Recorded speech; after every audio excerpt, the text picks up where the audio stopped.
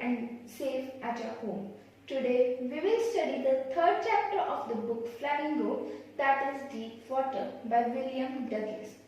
In this chapter, the narrator talks about his childhood incident and his decision to learn swimming. Now we'll continue the chapter. From a very young age, the narrator has developed a fear for water and water bodies because of an incident which has happened when he was 3 or 4 years old. He has gone to the California beach with his father where a wave swept over him. There was a terrified as he got buried in water and was breathless for some time. This incident has left terror in the narrator's heart. After some years, at the age of 10 or 11 years, he had decided to learn swimming at the YMCA pool near Yakima. The narrator's mother had often warned him of the danger of Yakima River, which she had said was very dangerous, as many cases of drowning has taken place in the river.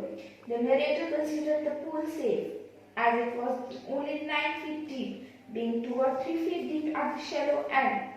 Also, the drop was gradual. The narrator was conscious of his skinny legs and hated the idea of walking naked into the pool, but he claimed his pride and decided to pursue his intentions. The sight of the pool reminded the narrator of his childhood experience. He somehow gathered courage and paddled with his new water wings. He tried to copy others while trying hard to learn swimming. After 2 or 3 days, just as he began to feel comfortable with the sport, a misadvantage happened with him at the pool.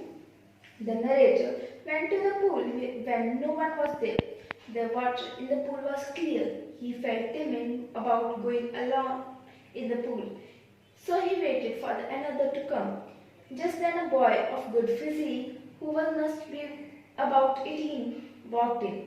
He had thick hairs on his chest and muscle on his legs and arms. He picked up the narrator and threw him into the pool. The narrator landed in the water in the sitting position. He swallowed water while going down, though he was frightened. He did not lose his breath.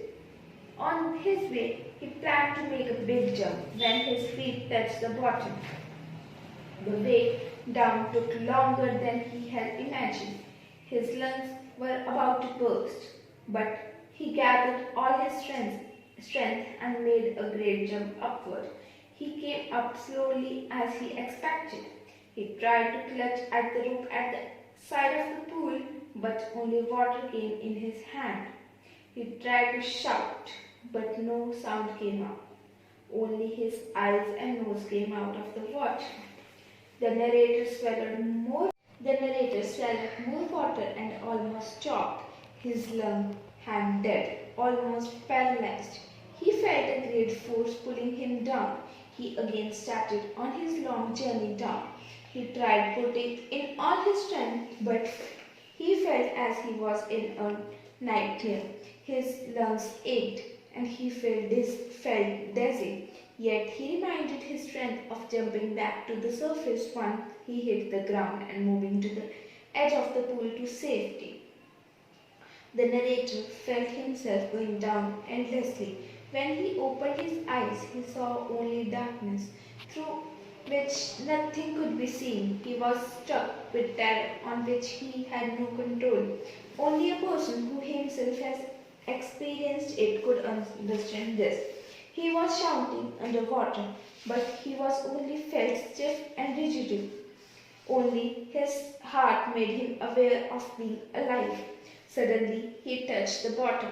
When he felt the tiles of the floor under him, he again jumped up with all his power. This made no difference, as he found himself still in the water.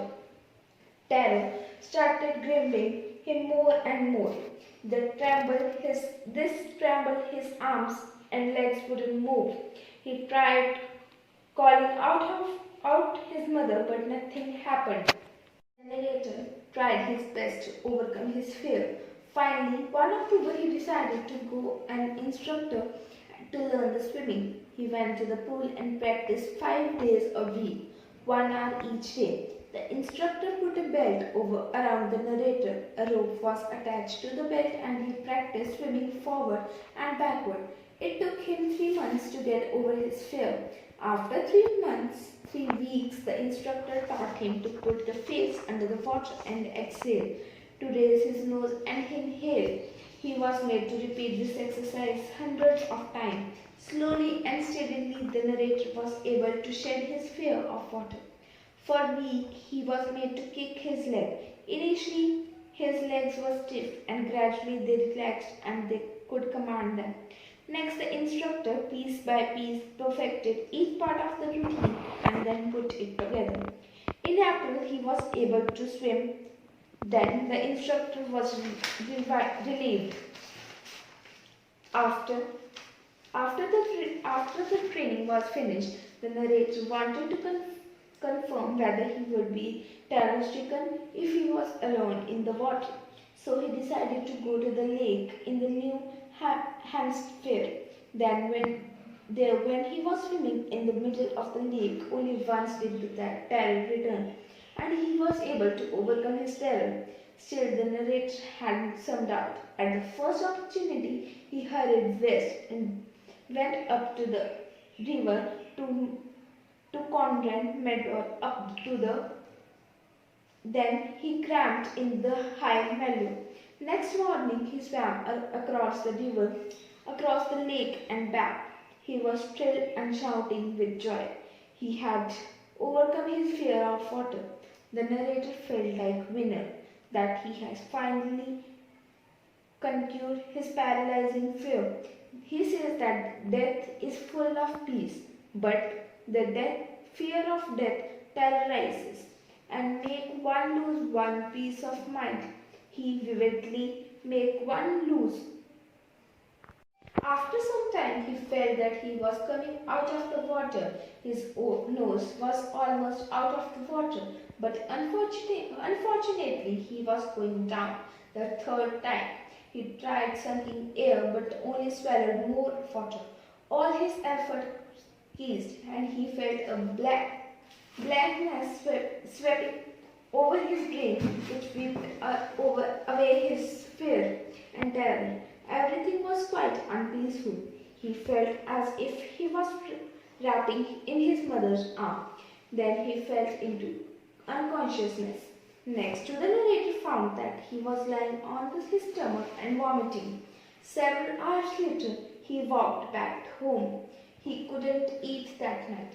He was weak and trembling. He shook and cried on his bed. For the day that followed, he was still limping with the haunting fear.